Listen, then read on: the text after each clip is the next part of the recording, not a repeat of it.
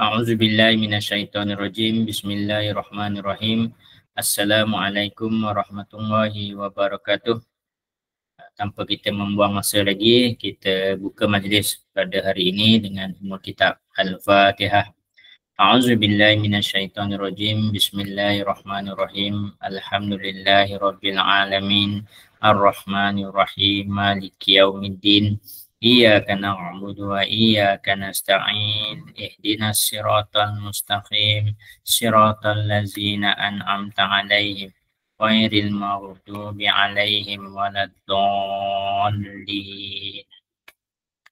Innal hamdalillah nahmaduhu wa nasta'inuhu wa nastaghfiruhu wa na'udzu billahi min syururi anfusina wa min sayyiati a'malina. Man yahdihillahu fala mudhillalah wa man yudlilhu fala hadiyalah. Wa asyhadu an la ilaha illallah wahdahu la syarikalah wa asyhadu anna Muhammadan abduhu wa rasuluh.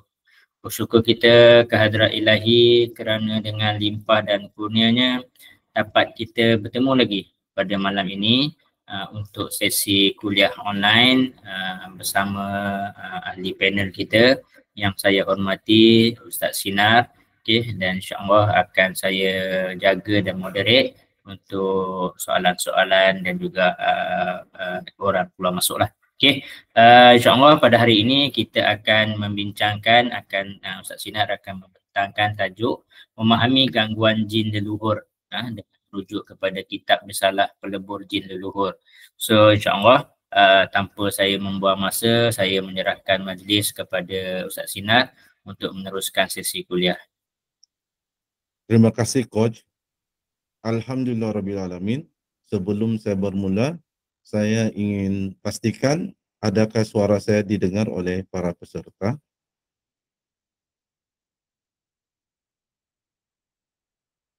Okey, alhamdulillah jelas. Sekarang saya akan buka slide.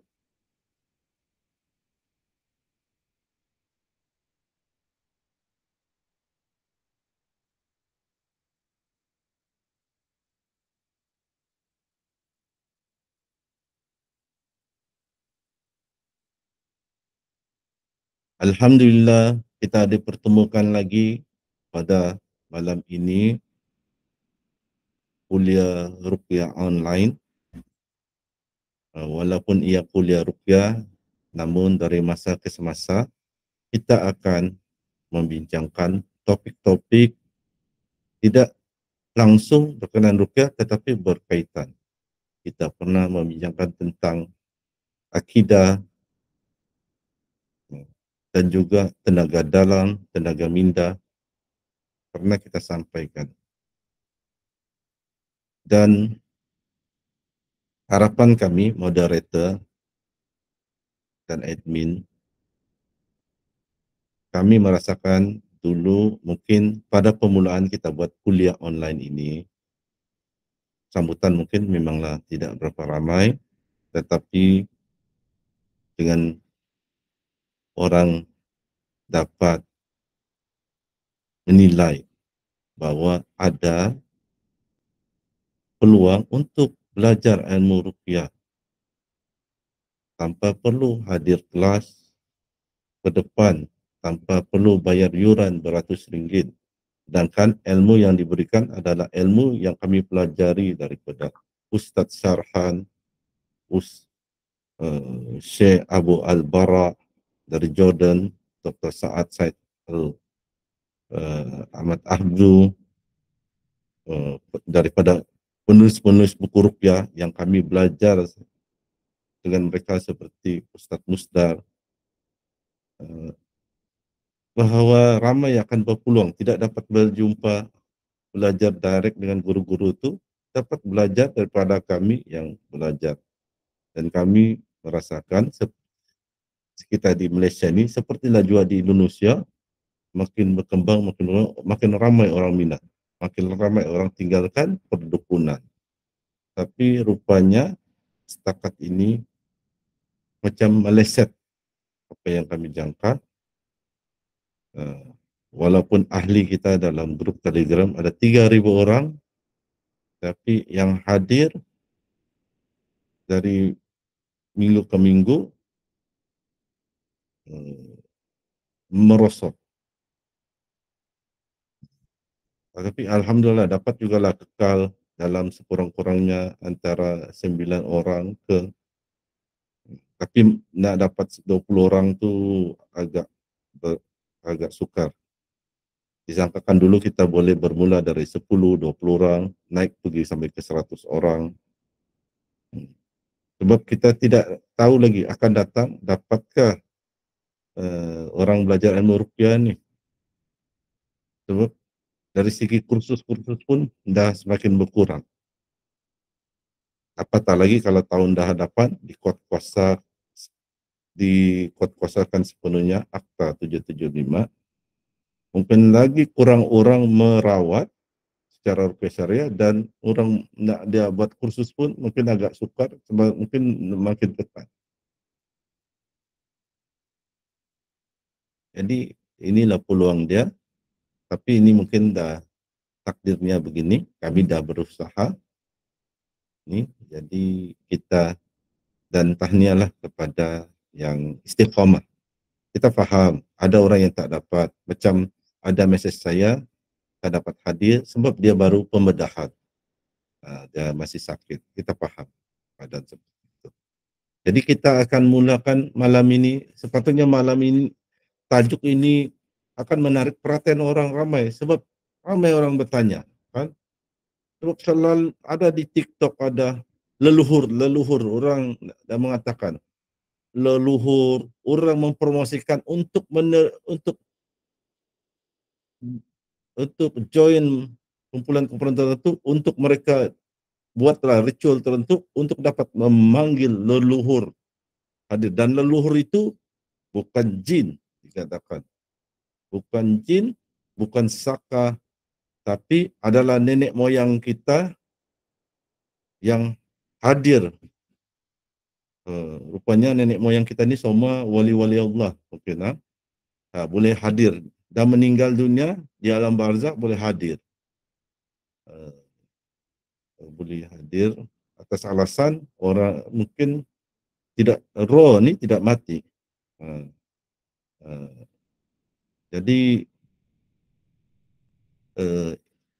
saya melihat banyak kecelaruan pemikiran sekarang. Sebabnya kenapa?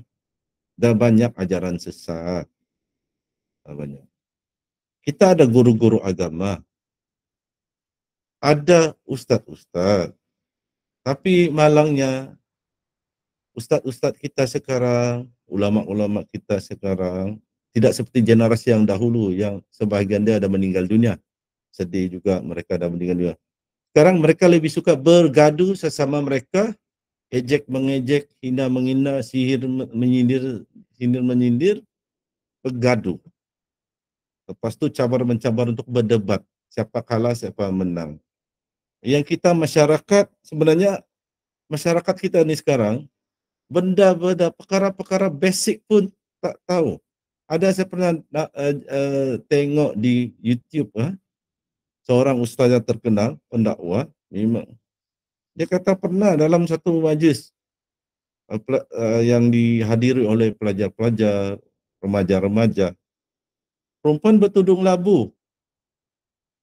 Kali bila bukan waktu yang majlis rasmi, mungkin waktu rehat gitu kan, bercerita dengan ustazah tu, wanita bertudung labu yang kita anggap orang tu sepatutnya tahu agama, tapi rupanya dia tak tahu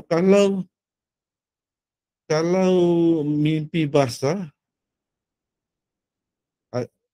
kena mandi wajib. Dia tak tahu. Bayangkan dah level begitu. Itu baru fiqh. Belum kita cerita akidah lagi. Tapi kita nak harap kita punya ustaz-ustaz bagi pencerahan. Ustaz kita sebahagiannya lebih suka berdebat. Siapa menang, siapa kalah. Jadi kalau ada peluang untuk kita menuntut ilmu yang betul, inilah peluangnya, rebutlah peluang tu. Orang-orang non-Muslim, orang-orang kafirun, bukan saya di Malaysia loh. Mereka mencari peluang bila ada ilmu berbayar pun mereka sanggup bayar. Apakah lagi kalau ilmu percuma, mereka sanggup hadir untuk menambah ilmu pengetahuan. Malah ada yang banyak belajar ilmu tentang Islam, akhirnya masuk Islam. Iman mereka mungkin lebih sekarang meningkat, lebih mendalam dari kita.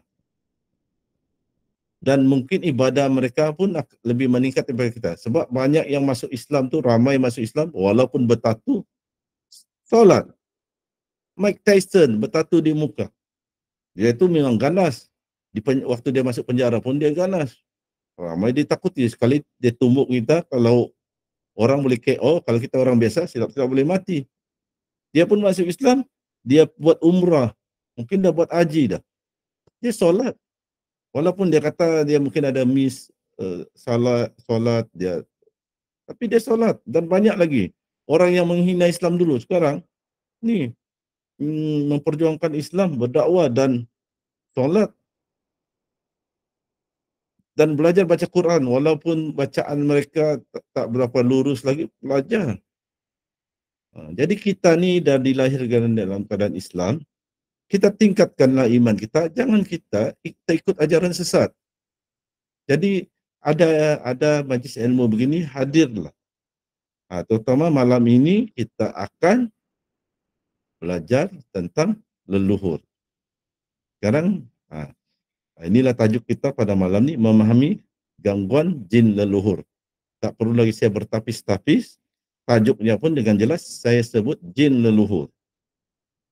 Dan kitab Ustaz Muhammad Faizal, seorang Indonesia lulusan Universiti Al-Azhar dan seorang peruqyah berpengalaman, memang dia menuliskan kitab Risalah Pelubur Jin Leluhur. Kita boleh nampak kitab tu. Kitab tu ada pada saya. Dan ada beberapa versi, ada beberapa edisi pada saya dahulu, dan sebahagian saya sudah hadiahkan kepada ada sahabat saya. Bukan mudah mendapat kitab dia ni. Dia diterbitkan terhad, dah habis stok, habislah, kecuali dia cetak semula. Dan kita nampak di sana disebut dengan jelas jin leluhur. Sebab leluhur ini, okey, saya akan terus masuk kepada kita punya perbahasan. Okay. Pendahuluan kuliah kita kali ini adalah berkenaan jin leluhur. Di Indonesia dikenali sebagai jin leluhur. Ia juga dikenali sebagai jin nasab. Di Indonesia dulu tidak mengenali istilah jin saka. Saka ini adalah istilah Malaysia. Di Indonesia dulu kita sebut saka, dia tak tahu apa tu saka. Yang dia tahu ada satu silat, nama peguruan dia silat saka. Tak ada kaitan dengan jin saka. Sebab sebahagian besar dia punya ahli itu adalah juga orang yang belajar ilmu ruqyah. Hanya baru-baru ni beberapa tahun apabila ramai peruqyah Indonesia bagi ceramah, seminar, kursus di Malaysia, baru mereka tahu istilah itu, dan sebahagian pun menggunakan istilah jin sakah di Indonesia. Di Indonesia lebih dikenal dengan jin leluhur atau jin nasab. Kalau nasab ni kita biasa dengar kan, nasab adalah keturunan. Jin nasab, jin keturunan. Leluhur ini samalah dengan saka, iaitu leluhur ni adalah keturunan. Keturunan ataupun nenek moyang. Jadi kalau di Indonesia disebut yang mendampingi nenek moyang dan lepas tu mendampingi anak, cucu, cicit adalah jin. Jin dari nenek moyang yang disebut di Indonesia lebih dikenal dengan istilah leluhur. Ataupun kalau di Malaysia orang Jawa pun biasa juga istilah ni, leluhur. Maka kita akan bentangkan malam ini ilmu berkenaan dengan jin leluhur atau jin saka atau jin nasab, yang kita ambil sebahagian sumber ilmunya daripada kitab Risalah Pelebur Jin Luhur, tulisan Ustaz Muhammad Faizal Hidayatullah, orang Indonesia lulusan Universiti Al-Azhar, Mesir. Walaupun kitab Ustaz Muhammad Faizal ini mengulas berkenaan jin leluhur di Indonesia, namun kita di Malaysia masih boleh mendapat pengajaran daripada membaca dan memerhatikan tulisan beliau.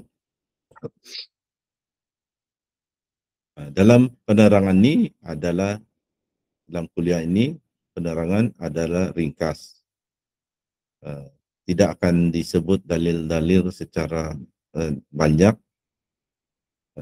Silalah baca buku, bukan hanya buku Muhammad Faizal, Ustaz Muhammad Faizal, tapi buku-buku lain dengan jin untuk mendapatkan dalil. Dan tidak semua tajuk dalam buku tersebut akan dibentangkan pada malam ini.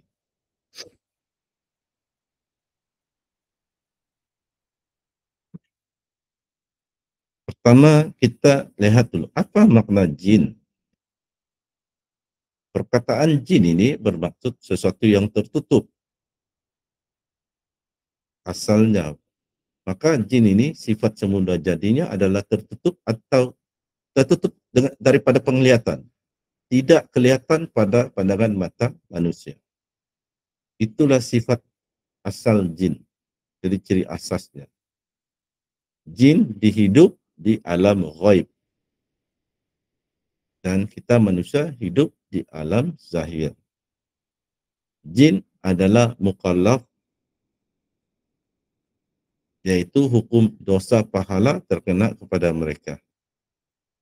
Kalau sesiapa yang selalu mengikuti kuliah-kuliah kita dari dahulu, tahun-tahun yang dulu, insya Allah mungkin akan lebih mudah mengikuti kuliah malam ini. Sekiranya ada yang kurang paham tuh, sabarlah, belajarlah tahap demi tahap. Nanti bagian sesi soal jawab, bolehlah bertanya soalan. Kalau kami boleh jawab, kami akan jawab. Kalau kami tidak boleh jawab, karena kami kurang tahu, kami terus terang, kami tidak tahu jawabannya. Tidak perlu kita berlakon macam pandai semua. Jadi jin juga mempunyai berbagai akidah. Jin ini mukallaf. Dia bukan macam binatang. Binatang tidak mukallaf. Binatang tidak wajib solat 5 waktu, seperti kucing kah. Mereka tidak wajib solat 5 waktu, tidak wajib puasa di bulan Ramadan. Mereka bukan mukallaf.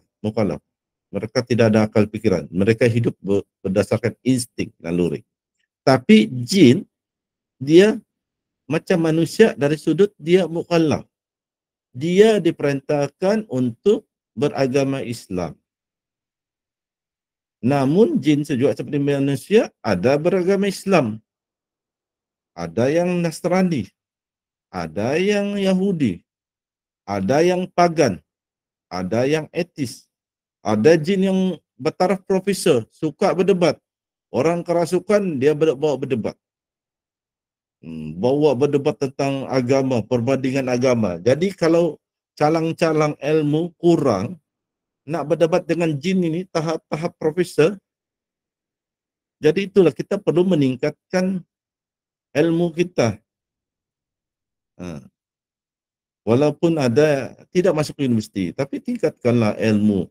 Ilmu agama ini tidak semestinya belajar di universiti baru dapat. Ada sekolah pondok, boleh belajar dengan ustaz-ustaz di surau, boleh ikut kursus, kuliah macam ni, kuliah online. Dapat sikit-sikit, bertahap. Dan kalau kita belajar ilmu yang betul, ada keberkatan. Belajar sedikit, dapat banyak. Belajar sedikit, paham banyak.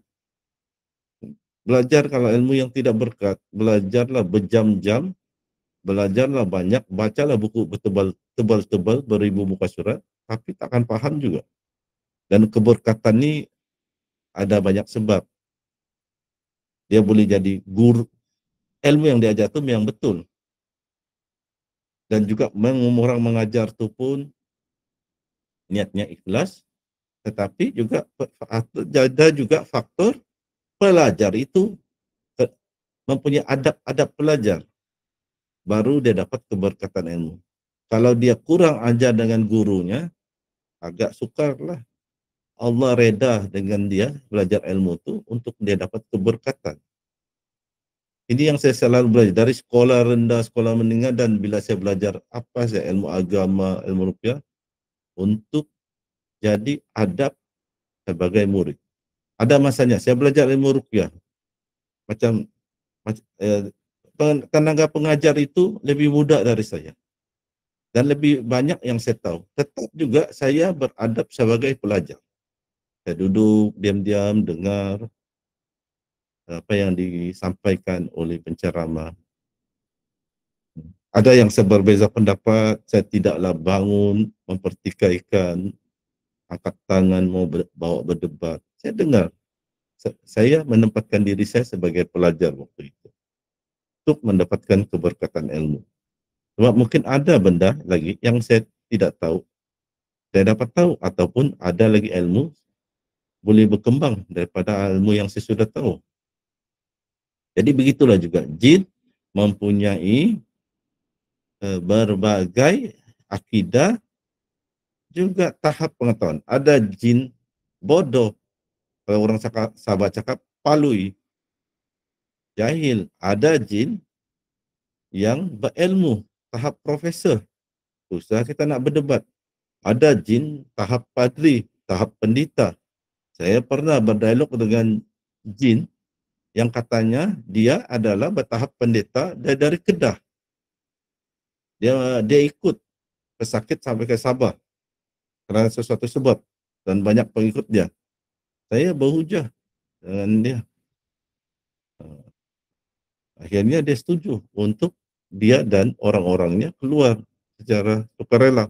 Malah ada satu pengikut dia, jin Buddha ni, dia kata dia tak pernah. Dia kata pengikut dia tertarik dengan dakwah saya, pengikut dia ingin masuk Islam. Dan jin pendeta dari Kedah ni mengatakan dia benarkan pengikut dia seorang ini untuk masuk Islam. Dan mungkin sudah tinggal di Sabah dah, tidak nak balik ke Kedah. Yang lain tu entah macam mana nak balik ke Kedah, mereka ada sayap ke terbang atau ikut kapal terbang MAS kah, Asia, saya pun tak pasti. Sebab saya tak tahu, itu alam ghaib. Tapi macam-macam kami peruqyah jumpa pengalaman kami dalam dunia ruqyah ini.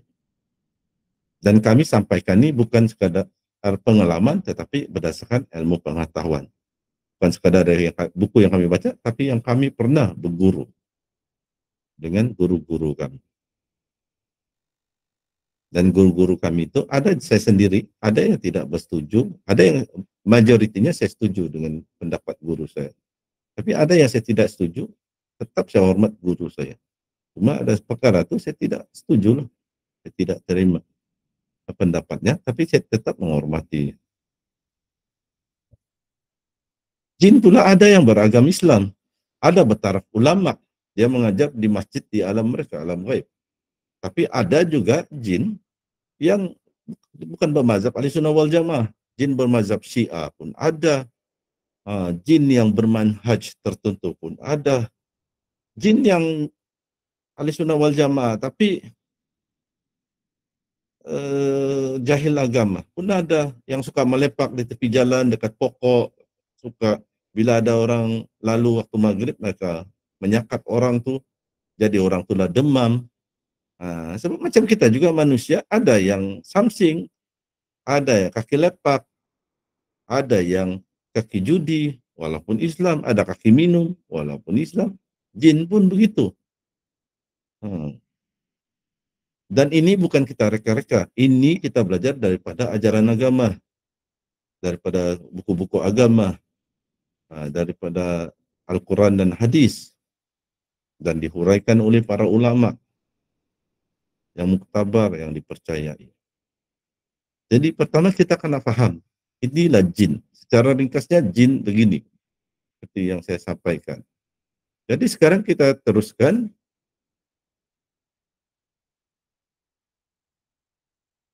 Apa pula maksud jin leluhur?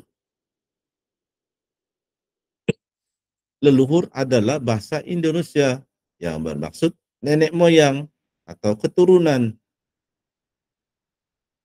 Di Malaysia pun kalau orang Jawa biasa juga menggunakan istilah leluhur ini. Tapi orang-orang lain, orang Melayu Siam, orang Bumiputra Islam Sabah, orang Bumiputra Islam Sarawak, saya rasa tidak biasa menggunakan, tahulah mungkin tak leluhur ini, tapi kita tidak biasa.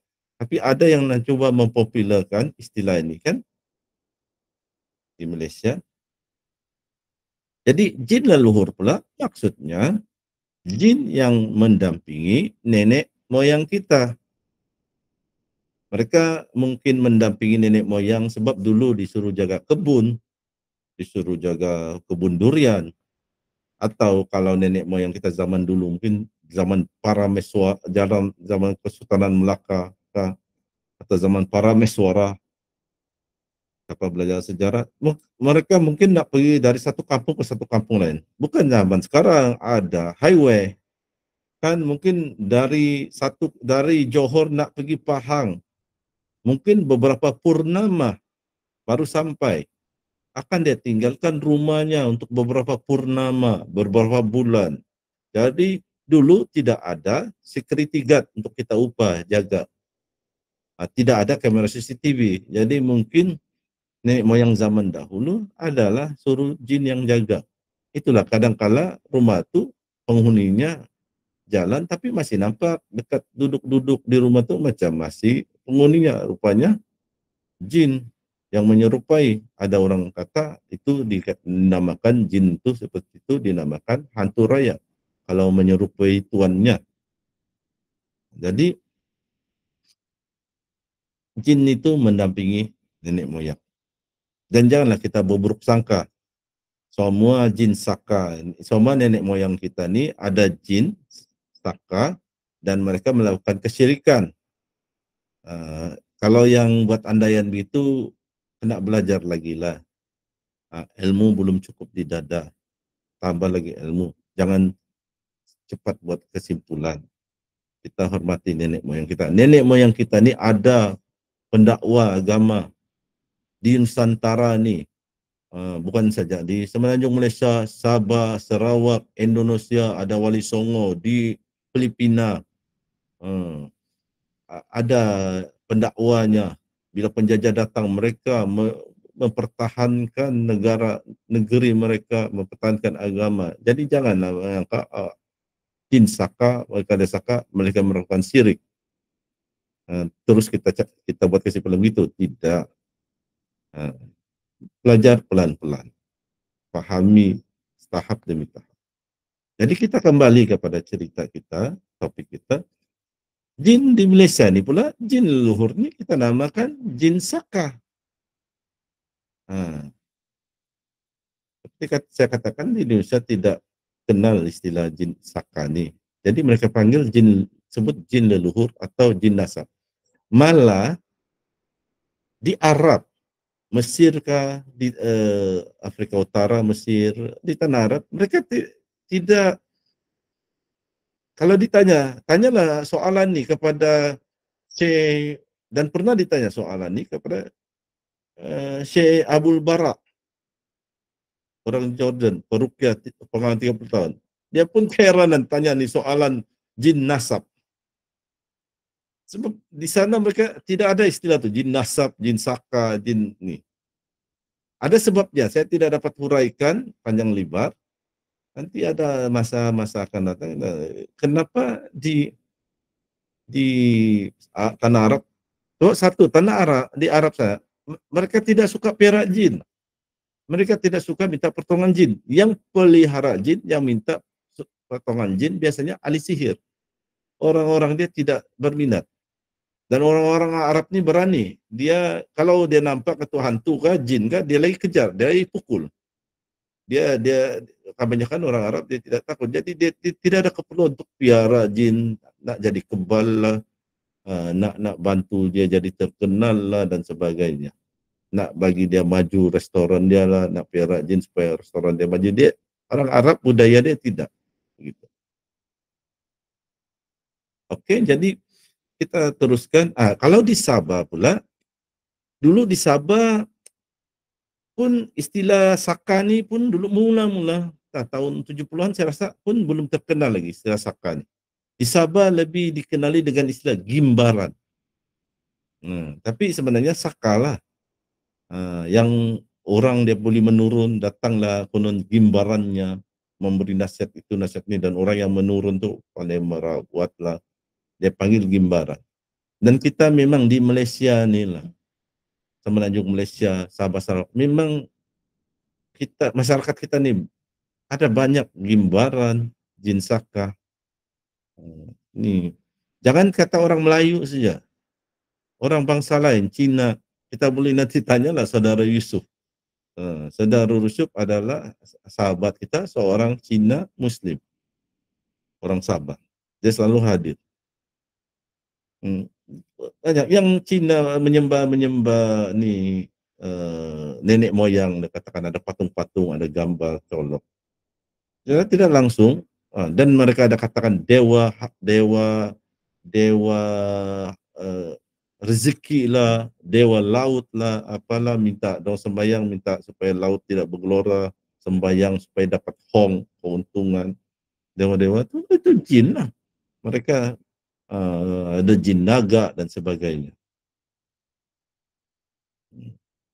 Jadi dalam masyarakat kita di Nusantara ni memang banyak jin leluhur, jin Saka, jin Gimbaran. Oke, kita teruskan.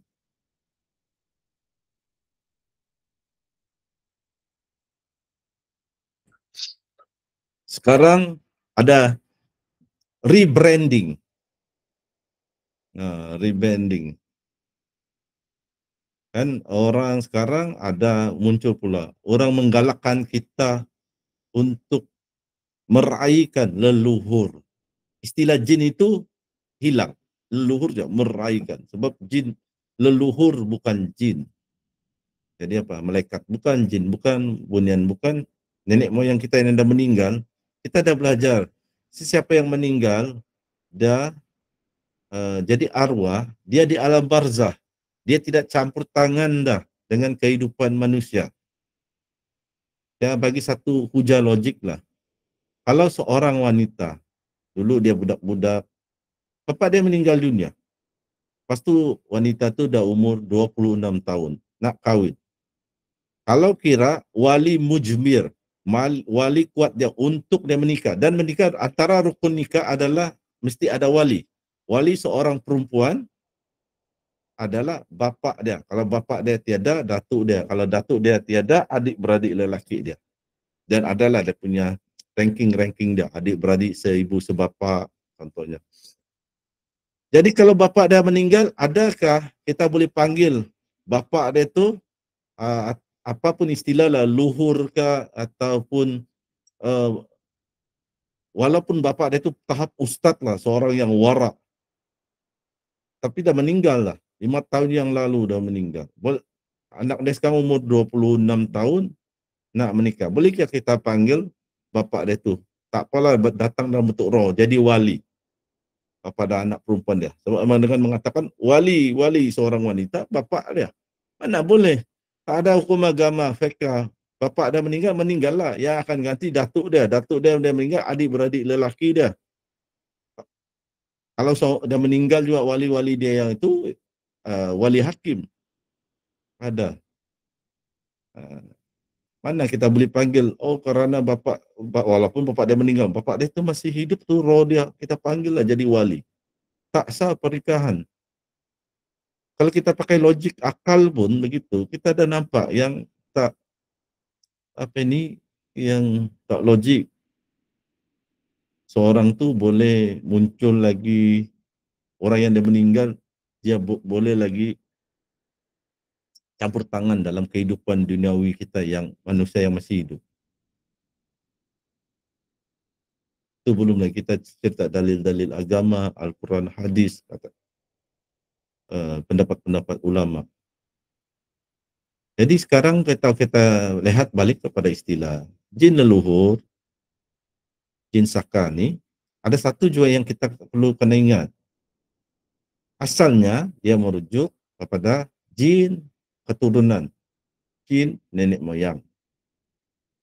Dahulu, begitulah. Tapi istilah itu sekarang, dia bukan semata-mata merujuk bahwa kalau kita cakap jin saka jin ini jin yang dipelihara oleh datuk nenek moyang zaman dahulu turun-temurun datang.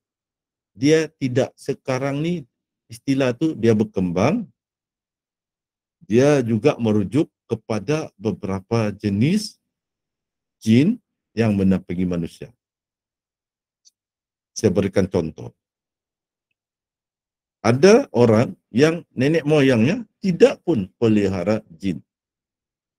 Nenek moyangnya ni memang orang agama yang bagus, ataupun memang orang yang dari dulu tidak, memang falsafahnya dia tidak berpegang kepada berkawan atau berpelihara jin, minta pertolongan jin. Namun satu ketika orang tersebut, ada satu orang ni yang nenek moyang dia tidak pelihara jin, dia didampingi jin juga kerana beberapa sebab. Mungkin contohnya dia belajar ilmu kesaktian. Dia belajar ilmu kesaktian, maka selepas itu orang itu pun didampingi oleh jin. Lepas tu nanti anak dia lahir, dia kahwin, anak dia lahir, anak dia pun didampingi jin. Maka jin itu pun juga disebut jin saka. Walaupun sebenarnya bukan dari nenek moyang. Nenek moyang tidak ada pelihara jin. Jadi itu pun selalu juga kita istilahkan sebagai jin saka pada zaman sekarang. Jadi tidaklah bermakna kalau kita mengatakan orang itu ada mungkin jin saka, kita menuduh datuk nenek dia, nenek moyang dia adalah melakukan syirik. Tidak, semestinya. Sebab istilah jin saka sekarang ni bukan sekadar merujuk kepada nenek moyangnya ada pelihara jin. Nah, jadi itu kita kena fahami. Jin leluhur ini juga boleh berubah gelaran berdasarkan perkembangan semasa, keadaan setempat, keadaan seseorang, sekitarnya. Dia boleh berkembang istilah. Saya bagikan contoh. Katakan, dahulu seorang tu didampingi jin saka sejak dia lahir. Sebab mungkin bapa dia dulu ada belajar ilmu kebal ke, ibu dia ada belajar pemanis suara, ibunya dulu seorang penyanyi, ada pakai susuk pemanis suara, yang ilmu itu ada jin. Jadi jin itu si perempuan dah kahwin, suaminya pun ada dampingi jin habis belajar ilmu, sebab belajar ilmu kebal, mereka berkahwin, yang jin mereka ni pun keluar, jin ni pun ada nafsu, mereka pun ada berkahwin, jin pun beranak cucu. Jadi ini pasangan ada anak, yang jin mendampinginya pun ada berkahwin, ada anak, anak mereka berkawan dengan ini anak. Dari lahir sudah berkenal, budak tu lahir besar. Tu kadang-kadang ada budak pandai bercakap sendiri. Ada tu memang dia suka bermain-main sendiri, dia bercakap-cakap sendiri, daya khayalan dia, daya kreativiti dia tinggi. Tapi ada tu dia mungkin bercakap dengan jin, anak jin. Jadi bila orang ni dah dewasa, contohnya umur 26 tahun, dulu jadi budak kecil, budak ingusan, dah 26 tahun, jadi seorang wanita yang cantik, comelote, cute, miut, the bomb. Jin yang asalnya, jin saka mendampingi dia, pun jatuh hati, jatuh cinta kepada wanita tersebut. Maka jin yang asalnya jin saka, menjadilah gelarannya jin asyik. Nah, begitu. Contoh lain, katakan dahulu seorang didampingi jin saka. Sejak dia lahir, tapi dia tidak menyadari. Ini orang itu telah dewasa, katakan umur 30 tahun. Lepas tu dia belajar ilmu leluhurka dan sebagainya, dan dia memang berniat, dia suka piara jin saka. Ada ilmu tertentu dikatakan begini, waktu awal subuh buatlah begini, nanti wirid lah, baca surah ni, ayat ni 50,000 kali dalam masa berapa bulan. Akhirnya jin yang mendampingi dia tu yang kononnya berkhidmat dengan dia, namanya bertukarlah menjadi jin qadam. Itu. Atau satu lagi contoh, orang tu terkena sihir. Jin itu asalnya ditugaskan untuk membuat orang tu rasa sakit, menerima tekanan perasaan, sakit mental, susah bergerak, kaki jadi macam lumpuh, kalau bergerak pun pakai tongkat. Nanti tukang sihir itu meninggal dunia, jin itu pula, ada jin bila tukang sihirnya meninggal dunia, dia pun cabut lari. Tapi ada pula tu jin tu dah jatuh cinta pula dengan yang bangsa yang dia diarahkan untuk sakiti. Jatuh cinta, jadilah jin itu jin asyik. Paham betul-betul perkara ni. Bila paham, senang nanti apabila kita ingin merawat orang kena gangguan jin, atau kita ingin berdialog dan berdakwah kepada jin yang merasuk.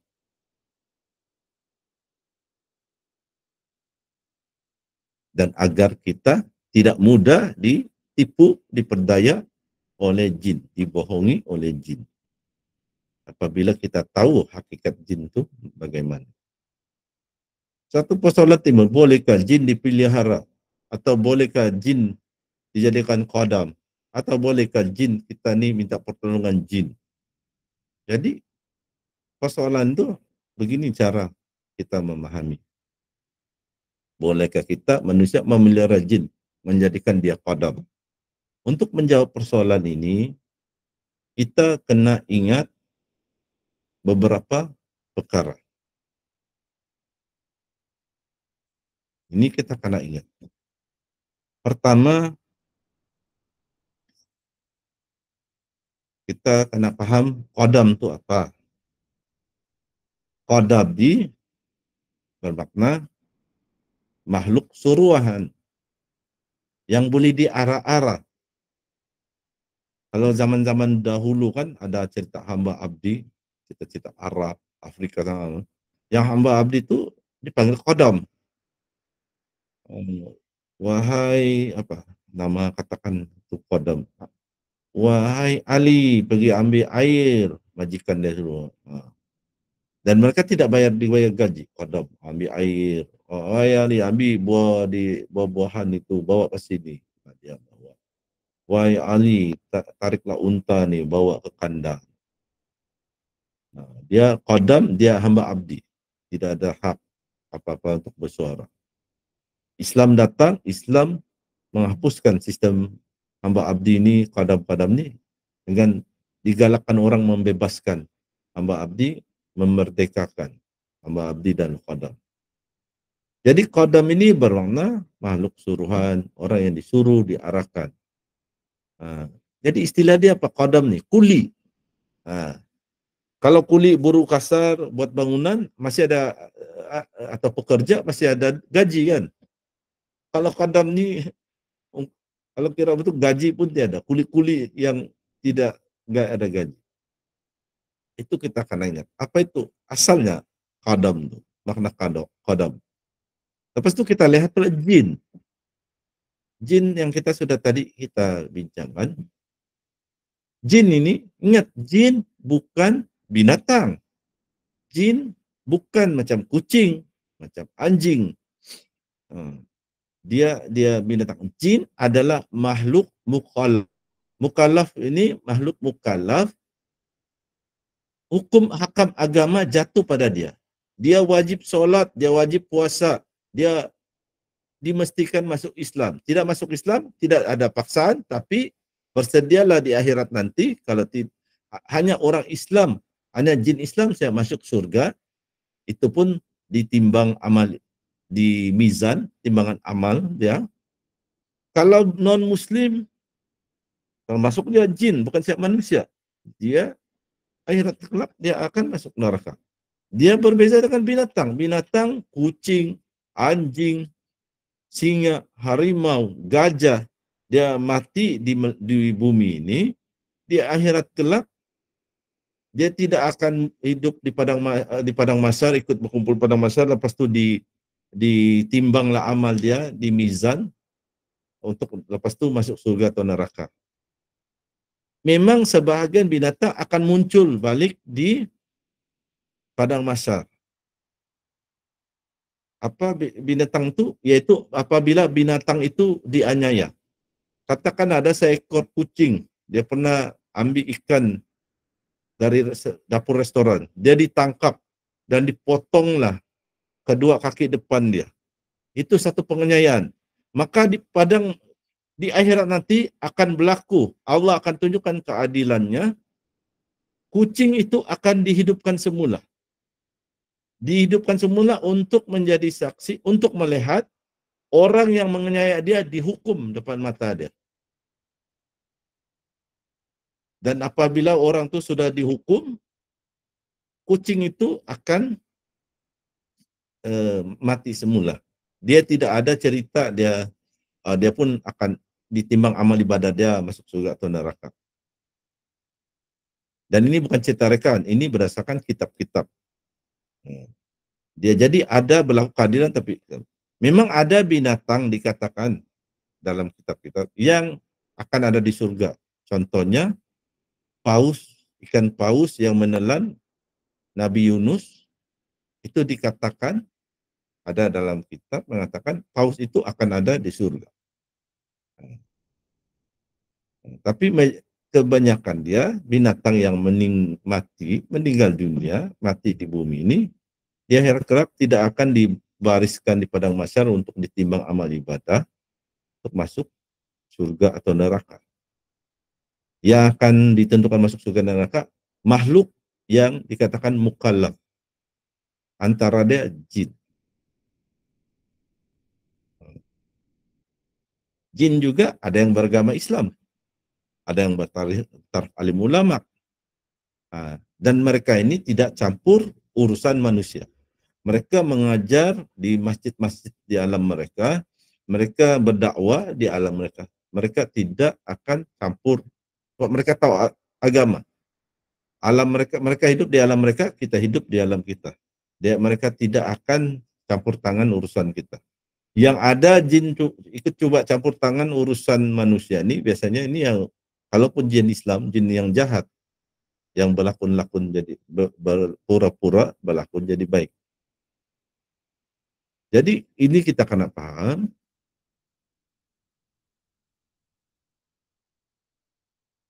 Jadi kalau jin ini bukan binatang, tapi sebelum itu kita kena paham, memang ada hadis Nabi mengatakan jin ini ada yang berupa anjing hitam, ada jin yang terbang, dan ada jin yang berpindah randa.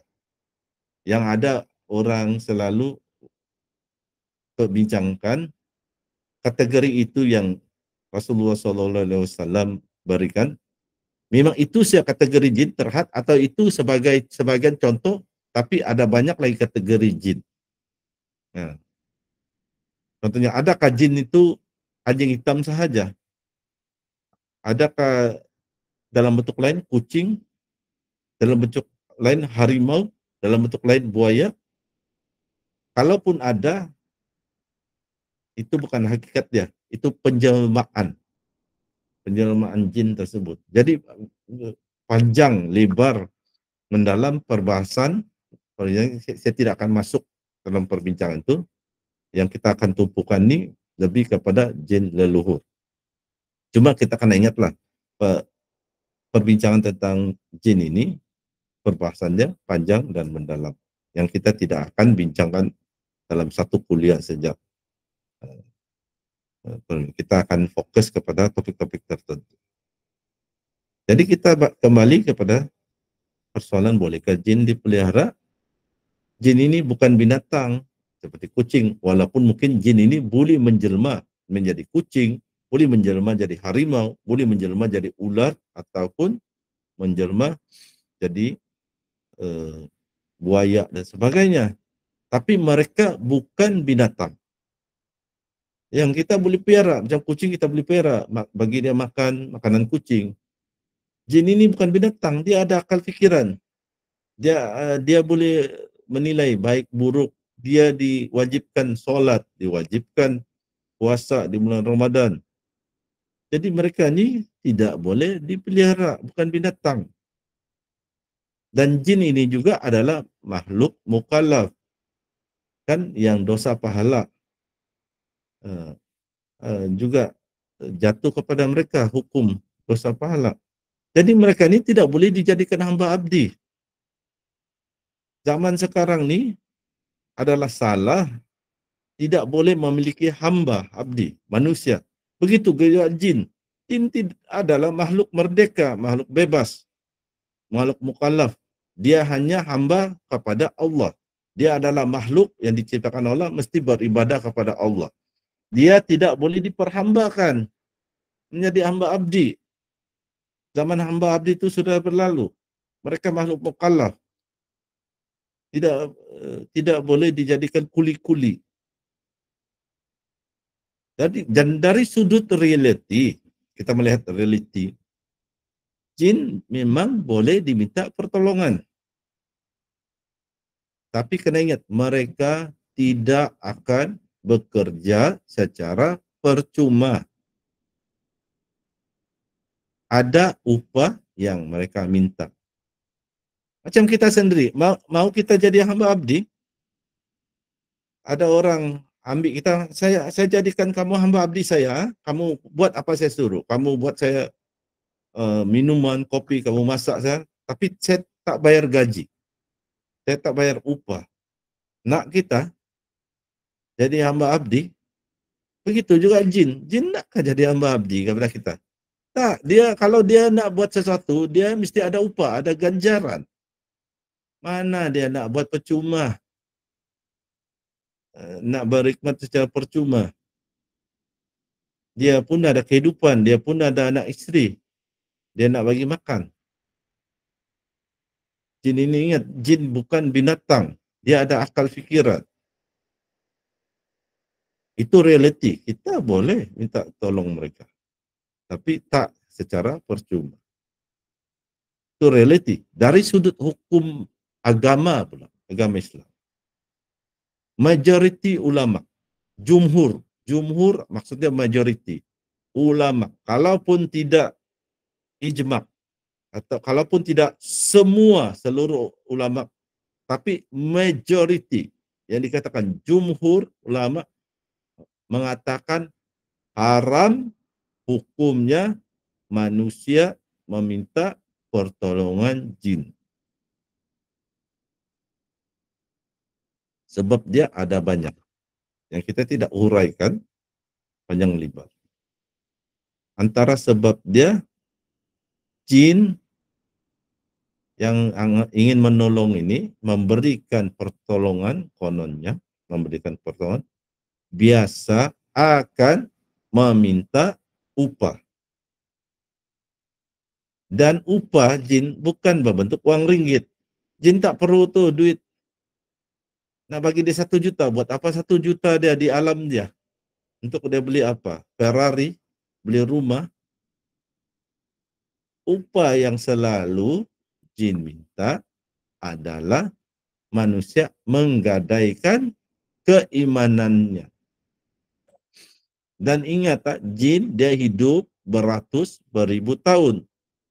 Kalau jin itu mendampingi kita, kita katakan umur 30 tahun. Katakanlah sekarang kita umur 30 tahun. Katakan jin itu pun, kalau manusia, dia pun 30 tahun. Tapi dia umur jin lah. Mungkin waktu itu umurnya ada 100 tahun. Tapi atau 500 tahun. Tapi kalau dibuat nisbah umur manusia, katakan lebih kurang sama dengan kita 30 tahun.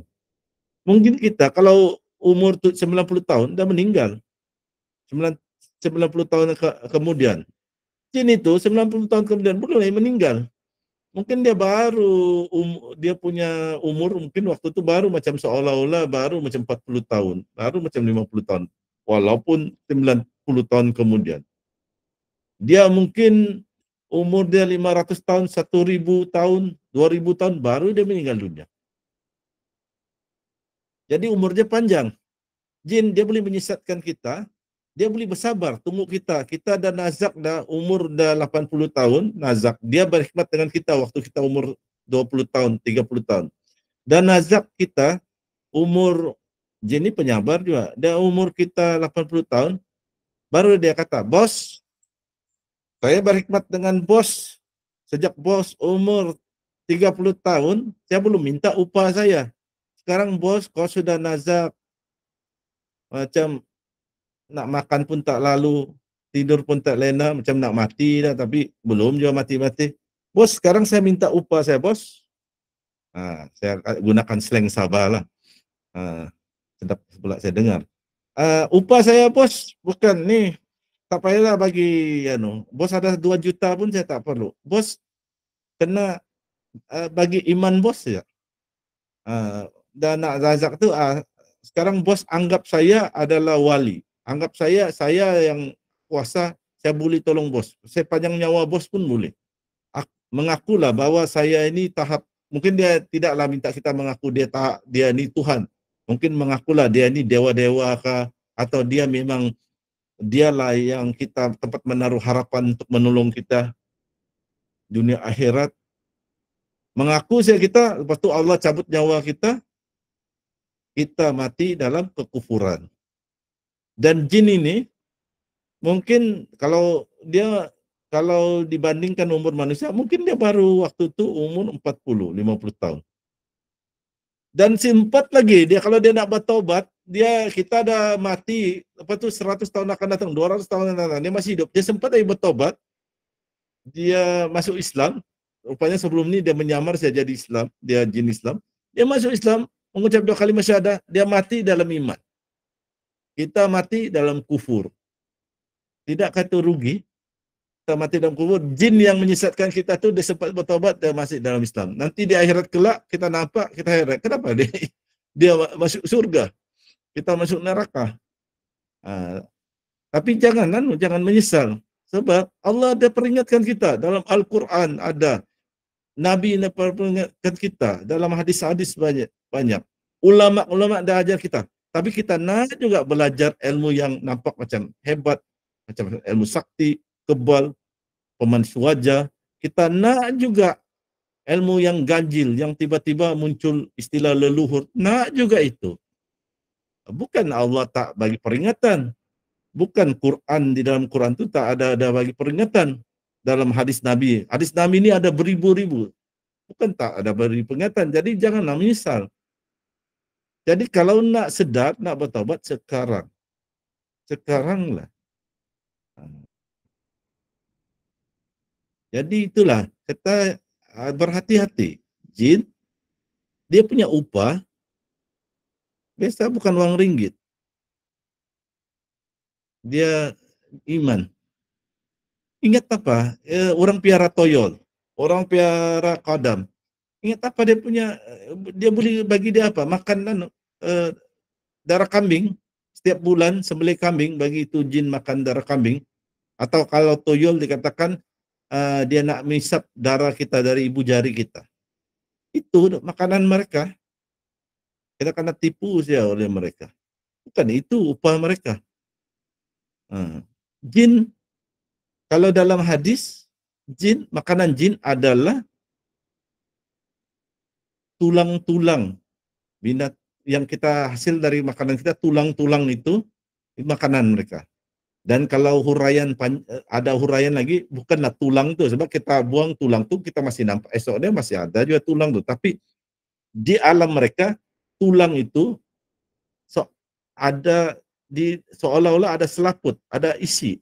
Mereka makan isi itu di alam mereka, bukan tulang tu. Kalau ada perbahasan lah yang kita tidak akan panjang lebar perbahasan. Dan ada orang yang mengatakan makanan jin asap, tapi itu pendapat lah. Kalau hadis tidak pula ada kita jumpa mengatakan makanan jin adalah asap. Jadi kita sangka itu jin tuyul, makanan dia itu darah desa, darah si dia punya tuan tu, atau tu kambing ke ayam hitam ke kita sembelih, itulah makanan jin qadam.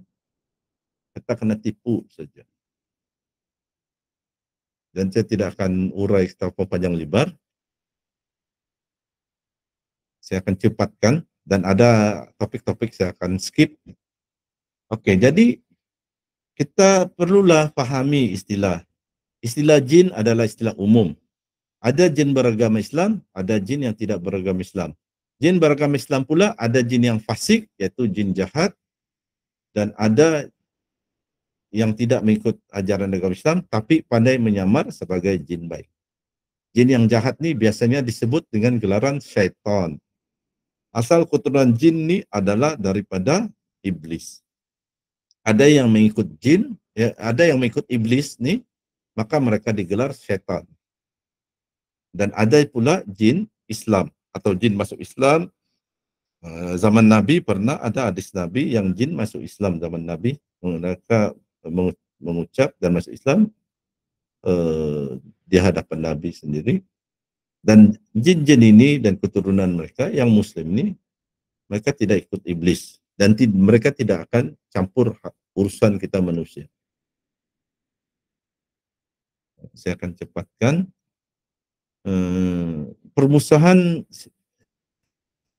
Wujudnya permusuhan setan ini dengan manusia.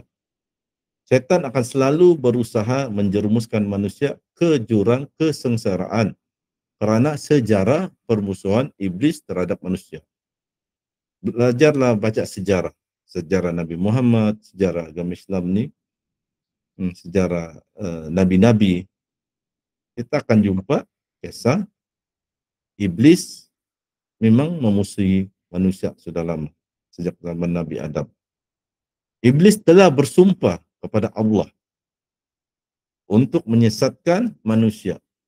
Kita boleh lihat antaranya contoh dalam surah Al-Hijr, surah ke-15 ayat ke-39 dan surah Shad, surah ke-38 ayat 82. Ada banyak sasaran setan terhadap manusia. Ada setan yang menyerang akidah manusia untuk menyesatkan manusia.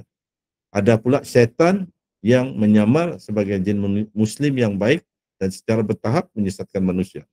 Dan ada pula setan yang menjadikan sasaran utamanya adalah menyebabkan manusia sakit. Manusia kena serangan sakit jantung, darah tinggi, kena sakit mental, tekanan perasaan dan sebagainya. Kita tengok satu yang dalil, saya ambil satu saja, dalil-dalil Al-Quran, yaitu surah Al-Hijr, surah ke-15 ayat 39. Saya baca saya terjemahannya. Bismillahirrahmanirrahim. Iblis dalam ayat ini, Allah menceritakan, iblis berkata kepada Allah, "Ya Tuhanku, oleh sebab engkau telah memutuskan bahawa aku sesat, pasti aku akan menjadikan mereka, yaitu manusia, memandang baik perbuatan maksiat di muka bumi. Dan pasti aku akan menyesatkan mereka semuanya, kecuali hamba-hamba engkau yang muklis di antara mereka." Muklis ini ada terjemahan mengatakan ikhlas, manusia yang ikhlas. Tapi ada juga kalau tafsir ni mengatakan dalam kitab tafsir, muklis ni bukan semata-mata hamba-hamba yang ikhlas. Muklis juga bermaksud yang mendalam, yaitu hamba-hamba yang dibersihkan daripada kesyirikan. Jiwanya mereka bersih dari syirik. Kalau kita lihat ni pengajaran dan ayat ni, iblis telah bersumpah, declare permusuhan, peperangan dengan manusia. Dan cara dia bukan semata-mata bagi manusia sakit, tapi dia akan bagi kita pandang cantik, baik, perbuatan yang tidak bagus. Ilmu rawatan yang sebenarnya ada unsur-unsur syirik, kita nampak cantik. Oh, ini ilmu dengan kita pakai jurus nafas saja sembuh. Oh, ini ilmu dengan kita tulis-tulis simbol-simbol bintang, azimat, kita bungkus-bungkus kain hitam, kita ikat pinggang, jadi sembuh. Perbuatan maksiat, perbuatan tidak baik, iblis akan cuba mengaburi mata kita, nampak baik. Itu ayat Quran tu ada.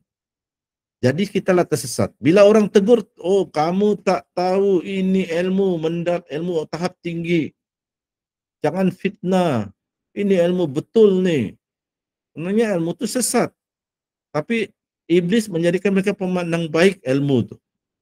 Dah cantik dah, ada intan belian Allah bagi kepada kita. Ilmu ruqyah syariah yang selaras syariat, yang tidak bercanggah dengan agama Islam. Tidak pula kita nak belajar.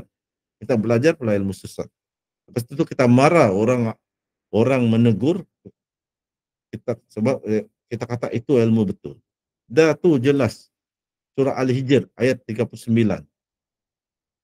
Iblis mengatakan cara dia nak serang kita, dia akan bisik-bisik, dia akan kaburi mata kita benda yang buruk, perbuatan maksiat, perbuatan jahat, ilmu salah, ilmu sesat, kita nampak ilmu itu baik, bagus. Ilmu mengenal diri, perkara oh itu ini bagus ilmu ni untuk merawat orang. Tapi ada unsur-unsur syirik. Dan iblis dia tidak dapat pengaruh kita ni orang yang muklis. Golongan muklis itu bukan semata-mata ikhlas, tetapi orang tu menjauhi daripada kesyirikan. Dan satu ayat ni sajalah yang saya akan rujuk. So kita nak cepat dan ni harap jadi pengajaran dan banyak lagi kitab yang kita boleh tadabbur. Dan saya syorkan kalau nak baca kitab tadabbur ini antara yang paling bagus. Tajuk dia kitab ni fa inni qarib, ditulis oleh saudara Fakri Fazli. Kalau kita tak mampu beli kitab tafsir yang berjilid-jilid yang harga beratus ringgit malah beribu ringgit, belilah ini kitab tadabbur, sebab walaupun ini satu dia ni kitab ni dia lengkap, dia tadabbur sehingga 114 surah 30 juz. Dia huraikan dalam bentuk untuk kita tadabbur. Jadi ini saya syorkan buku ini bagus. Kalau yang kulit warna putih ini kulit nipis RM48 kalau di Semenanjung. Ada juga warna hitam kulit tebal. Jadi kita saya cepatkan. Jadi apabila setan memusuhi manusia, adakah kita percaya setan akan bertuju menjadi kuli-kuli kita, para manusia? Kita coba fikirkan sendiri. Jika mereka sanggup, yaitu setan sanggup bekerja dengan kita para manusia, adakah kita percaya upah mereka adalah wang ringgit? Dan bukan upahnya menggadaikan keimanan kita. Kita renung-renungkanlah. Kita akan cepatkan. Oleh kerana semakin ramai masyarakat paham berkenaan dengan jin saka, kalau di Malaysia ini semakin ramai, dan kemudaratan didampingi jin saka, maka ada penggemar jin saka menukar istilah dan penerangan. Ada berlaku rebranding. Ada yang mengatakan jin yang mendampingi adalah jin Islam, ada yang mengatakan sebenarnya yang mendampingi itu qadam itu adalah malaikat. Ada membuat teori mengatakan leluhur itu bukan jin saka, tapi nenek moyang kita yang walaupun sudah meninggal dunia boleh datang semula mendampingi kita. Jadi secara ringkas saja, kalau mungkin masa-masa akan datang, kuliah-kuliah akan datang, kita boleh bincang lagi nih, uraikan lagi. Jadi ini pun saya ringkaskan, ada beberapa tanda setan telah mendekati atau mendampingi kita manusia. Secara ringkas dan laju saya senaraikan, antaranya nafsu makan kita memuncak, kita dilanda kemalasan beribadah dan beraktiviti, syahwat bergejolak, cenderung kepada perbuatan dan percakapan yang sia-sia, suka pergi YouTube ke, pergi mana Facebook kan bergosip-gosip apa, berchatting yang tidak nilai ilmu, mudah mengumpat dan mencaci keadaan, hati gelisah, sensitif dan mudah tersinggung, timbul perasaan dendam terhadap kejadian yang telah lalu, dengki dengan kenikmatan saudaranya, sahabatnya, rakan sekerjanya, merasakan hawa di sekitarnya menjadi panas dan tidak nyaman, emosi pada anggota keluarga berubah tinggi, cepat marah, cepat kesabaran. Saya ringkaskan, saya laju.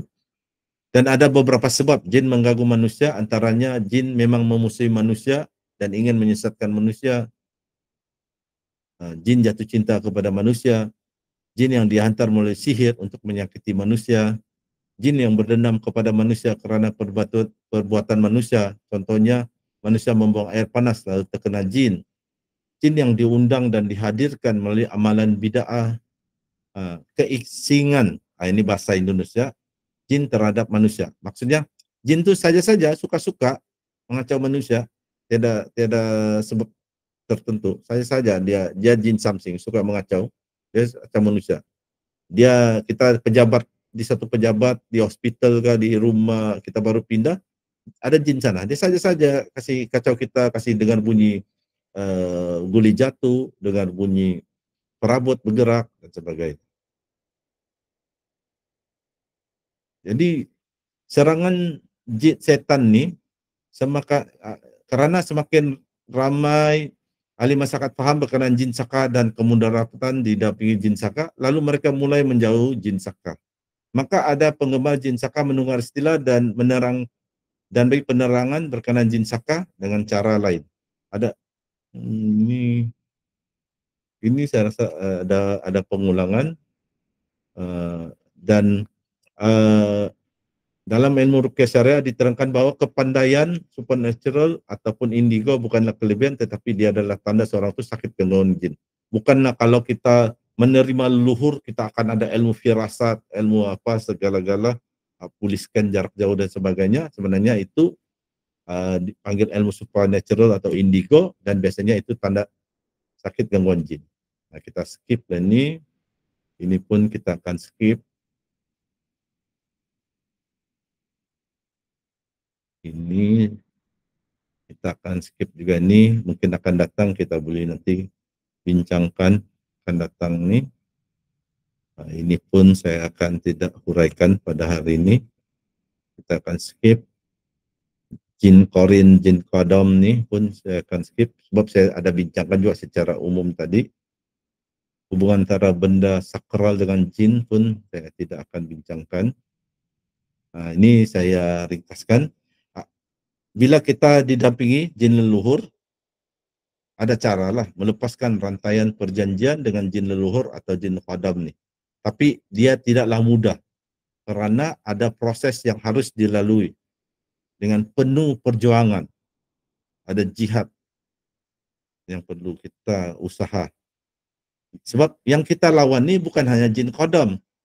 Bukan macam jin sihir, kita lawan jin sihir. Tetapi perlu juga dilawan hawa nafsu yang muncul pada diri sendiri. Ada tu kita memang minat, jadi rasa kebal. Oh, kita minat, kalau kita didampingi leluhur ini, kita kalau menyanyi suara merdu, kita minat sebab kalau kita bisnes di TikTok, ada banyak followers, banyak keuntungan kita dapat. Jadi bagus juga dalam hati kita piara ni leluhur. Jadi susah nak melepas jin leluhur ni, perlu ada jihad melawan hawa nafsu. Dia tidak seperti jin-jin lain. Jin ini perlu tekad yang kuat, perlu jihad, perlu perjuangan. Saya ringkaskan sahaja. Jin leluhur ini amat licik dengan tipu hela mereka, dan mereka selalu menyerang akidah. Dan ada masa mereka menyakitkan kita untuk beransur-ansur mereka menyerang keimanan kita terakis. Saya ringkaskan, ini pun saya skip lah, saya tidak akan bincangkan, saya skip. Ayat-ayat pelebur jin ni ada beberapa tu dalam senarai. Nanti bila saya share ini nota slide, bolehlah baca senarai itu, bolehlah cek di kitab Al-Quran. Jadi saya skip juga ni. Ini kita dah dekat dah penutup. Jadi Ustaz Muhammad Faizal menerangkan bahawa jin leluhur yang sudah bertahun-tahun hidup bersama mangsa sentiasa memberikan rasa nyaman, rasa seronok, atau rasa ada kelebihan, ada supernatural, indigo, pandai meramal, pandai mengubat orang, pandai menerawang dan sebagainya. Jadi kita suka itu leluhur bersama kita sebab kita rasakan ada kelebihan. Maka Jika orang ingin melepaskan dirinya daripada belenggu jin nasab ke jin leluhur, jin saka, dia perlu meningkatkan ilmu tauhid. Dia kena belajar, kena paham ilmu tauhid, baru dia lebih mudah untuk dia melepaskan jin saka ni atau jin leluhur.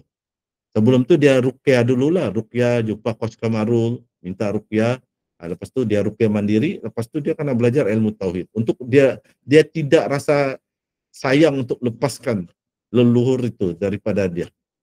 Dia kena buat declaration, kena buat ikrar pemutus hubungan jin.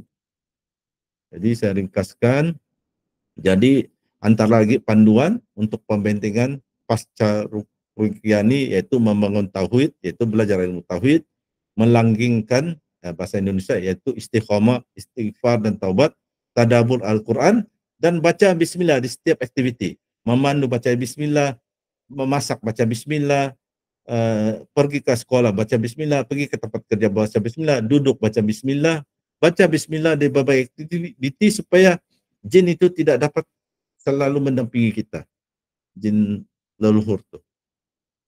Maka penutup, sampai penutup kuliah kita, maka daripada kuliah ini dapat kita lihat bahwa gangguan jin luas perbincangannya. Yang saya sampaikan ini pun hanya sebagian topik. Itu pun mengambil masa yang agak panjang. Dan saya berterima kasih kepada Coach Kamarul kerana bagi saya slot untuk saya sampaikan kuliah ini, dan beliau akan jadi moderator slot untuk soal jawab. Jadi kesimpulannya, penutupnya daripada kuliah ini dapat kita lihat bahawa gangguan jin luas perbincangannya, mengkaji gangguan jin leluhur dan yang juga dikenali dengan nama jin saka begitu luas dan mendalam uraiannya. Maka kita perlulah belajar dan terus belajar tahap demi tahap berkenaan gangguan jin dan ruqyah syariah untuk memahami bagaimana menangani gangguan jin ikut cara yang betul dalam agama Islam. Maka itu sahaja, sampailah kita penghujungnya. Maka saya akan tutup slide ini sebelum saya serahkan kepada Coach Kamarul. Okay, Alhamdulillah. Terima kasih kepada Ustaz Sinar. Kita buka kepada sesi soal jawab. Kalau ada soalan boleh terus type soalan juga boleh, ataupun nak bertanya secara langsung di talian juga secara online terus juga boleh. Okay. So banyak perkara yang kita nak kena fahami tentang istilah leluhur ni. Sebenarnya dia cuma mengubah istilah sahaja. Sebenarnya dia sudah lama pun dibahaskan sebelum ni, jin saka ataupun jin nasab. Cuma sekarang ni timbul istilah baru, nama leluhur. So dan tak mustahil juga nanti selepas tahun 2 tahun lagi akan ada juga orang mencipta istilah lain supaya nak nampak supaya benda tu kononnya betul dan benar. Okay. So kita buka kepada sesi soal jawab. InsyaAllah kita teruskan kepada sesi soalan. Memang banyak slot sekarang ni saya bagi kepada Ustaz Sinar. Sebenarnya bila dalam kita nak menyampaikan suatu perkara kuliah ni, kalau masa setengah jam atau sejam ni sebenarnya tak cukup, tak sempat untuk kita menghuraikan satu-satu topik. Dia memang untuk satu-satu topik ni memang at least 1 jam, 1 jam setengah baru kita boleh membahaskan secara detail. Kalau setiap seorang tu setengah jam ataupun 20 minit ni biasanya hanya sekadar flash through sahaja, quick through sahaja untuk topik-topik dia. Okay, kita buka kepada sesi soal jawab. Kita pun tak boleh lama, insyaAllah kita akan tamatkan sesi kuliah ni pada pukul 11. Pukul 11 saya pun ada urusan lain. InsyaAllah ada soalan boleh bertanya.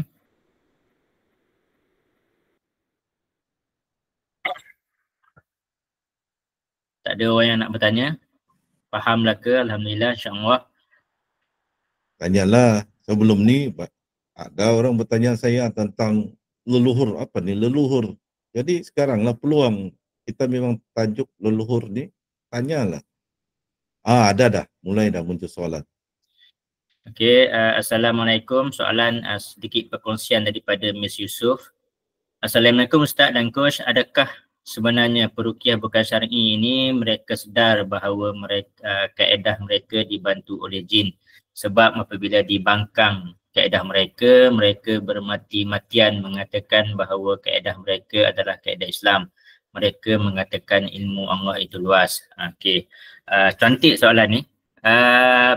Ada sesengah perawat mereka memang sedar mereka berdamping dan menggunakan bantuan daripada jin. Namun ada juga yang banyak yang saya jumpa mereka ni tergolong dalam istilah terkena talbis iblis, di mana mereka ni tidak sedar pun adanya bantuan jin. Mereka merasakan itu hanya adalah kehebatan ataupun makam-makam makrifat berdasarkan zikir-zikir dan amalan mereka. Contohnya bila dia amalkan zikir-zikir tertentu, maka mendapat makrifat amalan, terbuka mata batin, boleh scan dan sebagainya, gerak aura dan sebagainya. Ada yang merasakan itu adalah makam makrifat ataupun makam ilmu diorang tu. Bila dia orang beramal, dia orang terbuka dan mereka merasakan itu adalah karamah yang diberikan oleh Allah, yang dikurniakan oleh Allah Subhanahu Wa Taala, bukan jin. Itu banyak yang berlaku, mereka tidak sedar. Namun ada juga yang memang sedar, mereka sebenarnya berdamping dan bersahabat dengan jin Islam dan sebagainya. Okey, kalau mereka mengatakan dalil ilmu Allah ini luas, sedangkan kita nak kena faham tu, bila sebut ilmu Allah ini luas, ilmu sihir itu juga ilmu Allah. Kita kena faham. Ilmu yang baik itu ilmu Allah, ilmu yang buruk itu ilmu Allah. Mencuri juga ilmu Allah. Kita selalu tengok dalam movie ada cerita rompakan bank. Peti besi yang begitu sophisticated, yang begitu kompleks, yang begitu sukar untuk ditembusi, masih ada orang yang ada pengalaman, ada skill, ada knowledge yang boleh rungkaikan dia punya kunci dia. So bermaksud nak buka pintu besi itu dia memerlukan ilmu. Tapi ilmu itu ilmu yang telah digunakan dengan cara yang salah. So dalil yang nak mengatakan ilmu Allah ini luas sebenarnya adalah nak menutup dia orang punya kelemahan dan kesalahan mereka. Sebab tu ilmu Allah ini luas. Seluas mana ilmu itu, perlulah kembali berpegang teguh kepada Al-Quran, Sunnah dan juga ijma' ulama'. Kita kena berpegang kepada tu. So ilmu sihir itu juga daripada Allah. Tapi adakah ianya dibenarkan oleh syarak? Itu yang kita kena menilai. Okay. So saya sambung sikit juga tajuk soalan kedua, makrifat ni sebenarnya wujud atau tidak. Makrifat ni wujud. Dia adalah kekuatan niat dalam kita membacakan ayat ruqyah. Okay, sebenarnya kalau tanya saya sendiri pun dan saya rasa Ustaz Sinar sekalipun menggunakan juga kekuatan makrifat tu.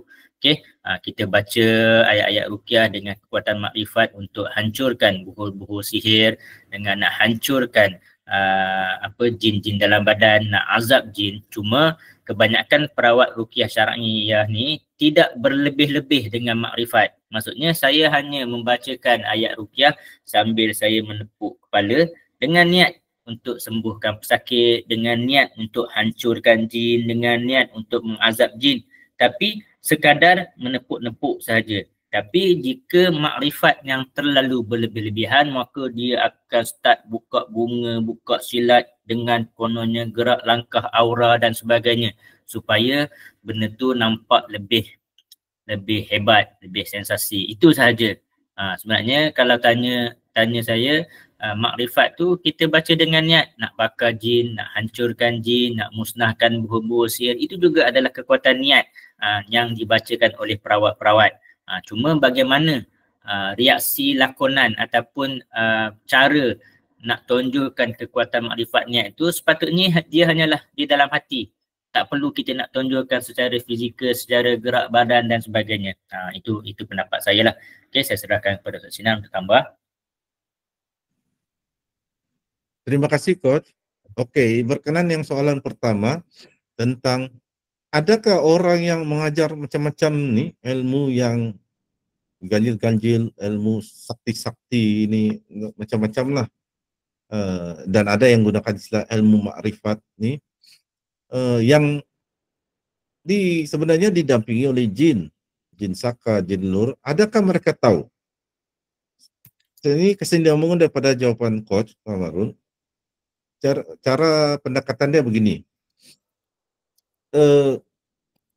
Orang-orang yang menuntut ilmu-ilmu ini, yang didampingi jin, dia seperti yang Coach katakan, ada yang tahu, ada yang tidak tahu bahwa mereka itu ilmu didampingi jin.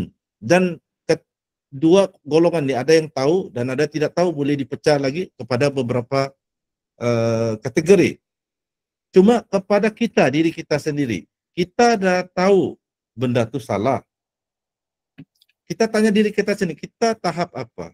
Kalau kita memang seorang pendakwa, kita memang tahu ilmu agama, tahu ilmu fiqh, tahu akidah, kita nak berdakwah dengan mereka, terutama yang tak sedar. Mereka sangka ilmu itu adalah ilmu yang dibenarkan dalam Islam, silakanlah berdakwah kepada mereka. Tapi kalau kita kurang ilmu, tapi masih boleh berdakwah, dekati mereka dengan cara dakwah. Kalau kita dekati mereka dengan cara hukum, oh haram tu, tak boleh, haram, syirik, memang mereka akan menjauh kita sebab mereka sangka ilmu mereka betul. Dari segi pengalaman saya ada berkawan dengan orang-orang yang ada ilmu ni. Tapi saya berkawan dengan mereka bukan nak berkawan ni, nak terpengaruh dengan mereka. Saya yang nak mempengaruhi mereka kembali kepada ruqyah syariah. Saya berkawan, saya tak terus cakap salah apa, saya berkawan, lama-lama ada tu yang bila mereka nampak rupanya ilmu ruqyah syariah lagi hebat. Mereka merawat orang tak sembuh-sembuh. Saya rawat sekali rawat sembuh.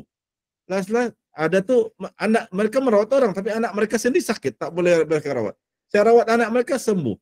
Ada tinggalkan ilmu-ilmu mereka tu belajar ruqyah syariah. Jadi kita dakwah. Cuma ada kategori yang memang tahu dan mereka tahu ini memang dia ada beberapa kategori. Ada satu kategori dia memang tahu, dia memang bersubahat dengan setan, dia memang ada buat perjanjian dengan ketua jin yang dia memang ahli sihir tapi menyamar jadi seolah-olah orang agama, mengajar ilmu yang berkaitan agama, tapi dia memang tujuan dia nak menyesatkan. Orang macam ini tinggalkan terus. Janganlah berdebat. Kecuali kita memang tahap-tahap ulama juga, tahap ustaz, berdakwahlah dengan ini, tinggalkan. Sebab nanti kita kena pukau, kena apa-apa, kita pula nanti terpengaruh dengan mereka. Ini pendekatan dia. Tanya diri kita sendiri. Biarlah orang lain yang berdakwah dengan mereka kalau kita tidak ada kemampuan berdakwah dengan mereka. Sebab terutama yang memang tahu. Dia memang dia kata dia Islam. Dia akan berpakaian-pakaian Islamik. Pakaian para wali, pakaian ulama-ulama. Tapi sebenarnya mereka adalah ahli sihir. Ini yang perlu dijawab. Ada yang memang tak tahu tapi dia mengatakan ini ilmu. Sebab dia nak menyesatkan. Dia nak dia buat agreement dengan setan, dengan jin, ifrit dan sebagainya. Okey, balik yang sambung kepada yang soalan tentang makrifat itu sebenarnya wujud atau tak. Pertama, kita kena faham makrifat ini ada banyak makna. Dia bukan hanya satu makna. Itulah jadi serba salah juga macam orang-orang macam kami, macam Coach Kamarul nak dihuraikan ni, dia perlu huraian panjang tapi kami cuba ringkaskan. Betul lah, cantik dah Coach Kamarul dah huraikan tadi. Dan saya ingin menambah, makrifat ini ada banyak makna. Tak boleh kalau kami kata makrifat itu salah, tak betul juga. Yang kalau kami katakan makrifat itu salah, artinya makrifat yang pemahaman yang salah. Dan kami tak boleh juga kata nanti kalau kata semua makrifat betul, nanti yang ajaran sesat pun nanti pun pun mengaku makrifat, sedangkan yang itu yang salah. Jadi makrifat ni secara ringkasnya dia banyak makna. Ada kita sebut awaludin ma'rifatullah. Ada sebut sana perkataan makrifat. Kata ulama, permulaan agama adalah mengenal Allah. Yang itu makrifat di situ maksudnya ilmu tauhid, ilmu akidah. Tak betul lah itu. Tak salah tu. Kalau makrifat itu merujuk kepada ilmu akidah, ilmu tauhid. Ada pula makrifat dari sudut tasawuf. Istilah tasawuf ini tidak akan dipelajari, dan tasawuf ini kita kena faham. Ada tasawuf yang betul, ada ilmu kebatinan menyambar jadi tasawuf, tapi sebenarnya ilmu sesat. Jadi itu kena hati-hati. Dan ada dari sudut orang ilmu tenaga dalam pun ada menggunakan istilah makrifat. Ilmu kesaktian pun menggunakan makrifat. Ilmu jurus menjurus pun ada guna ilmu makrifat. Dan itu bukan ilmu makrifat yang makna yang pertama, yaitu ilmu tauhid. Dan ada juga istilah makrifat seperti yang Coach kamu cakap, yaitu kita niat sesuatu yang juga kita istilahkan sebagai makrifat. Itu kalau niat begitu, kita niat macam tadi yang Coach dah terangkan, itu tidak salah. Jadi pahami makrifat itu banyak makna. Kalau ada yang dari sudut makna ajaran sesat, itu tak boleh guna itu makrifat begitu. Sebab dia boleh membawa kepada kesyirikan yang kita tidak akan huraikan panjang lebar. Insya Allah nanti akan datang kita boleh huraikan lagi. Jadi itu jawapan daripada saya serahkan semula kepada Coach Kamaru. Okey, alhamdulillah kita masuk kepada soalan yang terakhir. Semoga apa yang kita jawab tadi jelas untuk Miss Yusof. Okey, Assalamualaikum Ustaz. Adakah orang yang menggunakan khadam jin itu akhirnya akan menggadaikan iman mereka juga menyebabkan anak cucu mereka juga terkesan, contohnya diculik semasa dalam kandungan, ada juga yang diculik masuk ke alam mereka kerana perjanjian nenek moyang mereka. Okey, soalan yang cantik juga. Kita kena faham satu perkara saja. Bila minta tolong dengan jin ni, dia bukannya percuma. Dia bukan free, no FOC. Mesti ada harga. Minta tolong dengan orang ni, macam mana pun mesti ada harga dan balasan. Mesti ada upah dia. So upah ataupun harga ni lah yang menyebabkan mungkin anak cucu dia gugur, kandungan diculik dan sebagainya. Ini adalah harga-harga dia. Dan kita kena faham, kebanyakan harga ni dia tak minta sekarang. Mungkin di saat kita punya tok kita yang mula-mula buat perjanjian dengan jin ni, pada waktu tu jin tu tak ambil lagi harga, tak ambil lagi upah. Dia akan biar-biar sampai ke zaman anak cucu. Zaman cucu start mula susah nak kahwin, cucu start mula keguguran, ataupun mungkin sampai ke cicit. Bila masuk dah zaman cicit ni dia pun dah tak tahu dah.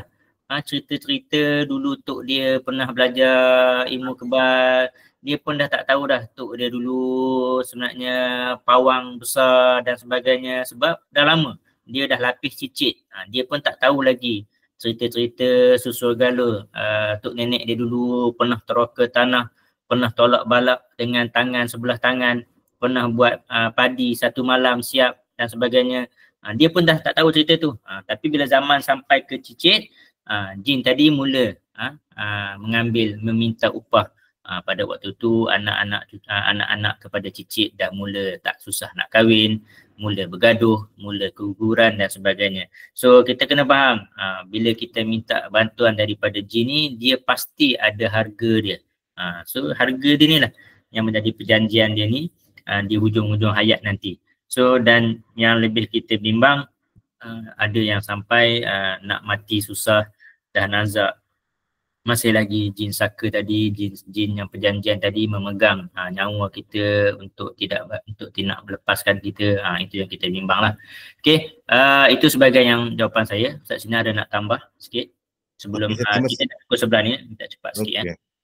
Saya tambah sedikit yang berkenaan ni. Jadi dia begini, orang yang dengan sengaja tahu dia belajar ilmu salah, dia belajar ilmu jin, dia mungkin memberi kesan kepada anak cucu dia, ada istri dia keguguran, anak dia sakit, jadi terencat akal dan sebagainya. Ahli keluarga yang lain yang terima kesan daripada orang yang belajar tu, orang tu mungkin akan dapat dosa besar lah. Tapi anak-anak itu, anak yang sakit, meninggal dunia, dia tidak berdosa. Malah mungkin anak tu jadi cacat apa, dia akan masuk surga. Jadi kita janganlah risau. Yang anak-anak sakit ni apa, itu kita rasa sedih lah, sebab yang bapa dia belajar ilmu salah, anak dia, isteri dia memberi kesan. Tapi yang orang tidak bersalah, anak tidak bersalah tu, bila mereka mendapat ujian tu sakit dan sebagainya, insya Allah mungkin mereka akan dapat balasan surga. Mereka tidaklah salah, tidak akan jadi salah. Iman mereka tetap akan, insya Allah akan kekal. Cuma kesianlah Sebagai penutup, sebelum saya serahkan kepada Coach Kamarul, saya minta para peserta cuba search Gunung Kawi. Gunung Kawi ini ada di Indonesia. Nanti akan datang, saya akan ceritakan. Dia ada kaitan dengan soalan ini. Orang ke Gunung Kawi di Indonesia ingin jadi jutawan. Orang kaya-kaya, orang peniaga, dia pergi sana, ke Gunung Kawi, sana banyak ahli sihir, banyak jin. Pergi sana akan jadi jutawan. Tapi ada balasannya, ada tumbalnya. Pekerja dia, mungkin dia akan jadi jutawan, buka restoran apa, tapi pekerja dia setiap tahun ada yang mati ganjil. Kalau pekerja dia tidak mati ganjil, anaknya mungkin jadi korban, anaknya akan sakit atau mati. Jadi buat search Gunung Kawi di Indonesia, nanti ada masa akan datang, mungkin boleh saya huraikan lagi tentang Gunung Kawi tersebut. Jadi itu saja dari saya serahkan kepada Coach Kamarul. Okey, alhamdulillah. Alhamdulillah perkongsian dan soalan yang baik untuk minggu ni. InsyaAllah kita akan bertemu lagi pada minggu hadapan. Saya serahkan Ustaz Sinar untuk kata-kata penutup sebelum saya tutup majlis. Terima kasih Coach dan terima kasih kepada para peserta. Semoga para peserta selalu hadirlah Istiqamah, dan bila kami letak senarai nama tu, kalau memang ada pasang niat nak hadir, letak sajalah nama. Kemudian tak dapat hadir kerana sakit dan demam ke apa, tak apa. Tapi letaklah nama sebab untuk bagi motivasi kepada sahabat-sahabat kita lain yang memang ada gangguan jin, yang sukar untuk hadir. Sebab ada jin berbisik, janganlah hadir, janganlah juga. Jadi bagi motivasi, bila mereka nampak senarai itu ramai, jadi mereka pun mungkin akan ikut memberi motivasi untuk mereka ikut. Jadi kalau ada niat nak hadir, isilah nama. Lepas tu kemudian tak dapat hadir kerana tahu sebab, tak apa. Jadi sebab buatlah begitu. Dan kami pun penceramah akan dapat motivasi juga. Tadi nasib saya berbicara dengan Coach Kamarul, macam kalau begini kami ini, mungkin tak perlulah nanti.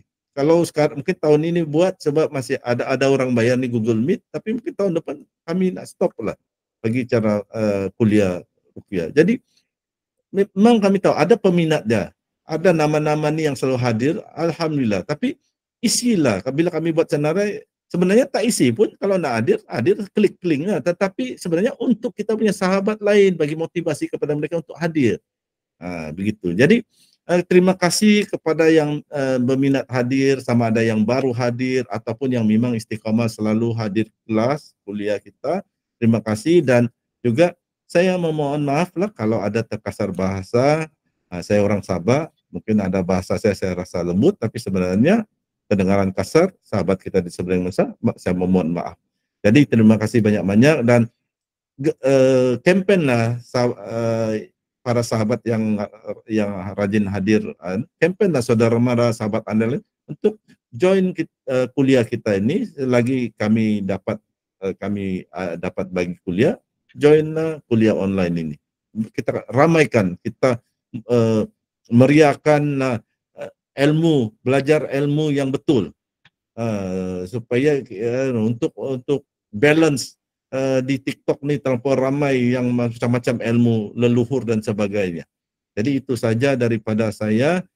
Saya ucapkan sekali lagi berbanyak terima kasih dan mohon maaf sekiranya ada tersilap kata, terkasar bahasa. Dengan ini saya serahkan semula kepada Coach Kamarul. Silakan Coach. Okey, alhamdulillah. Kepada Ustaz Sinar, insya-Allah yang mana yang baik itu datang daripada Allah Subhanahu Wa Taala, yang mana yang buruk itu datang daripada kelemahan kami berdua. InsyaAllah saya tutup majlis dengan tasbih istighfarah dan surah Al-Asr.